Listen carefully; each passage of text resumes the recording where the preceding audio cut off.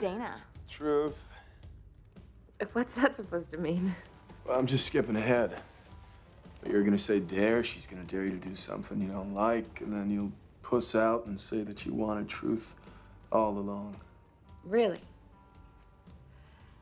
Okay, Jules. There. What the hell was that? It's the cellar door. The wind must have blown it open. That makes what kind of sense? What do you think's down there?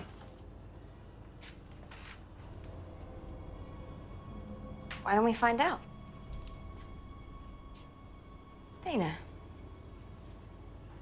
I dare you.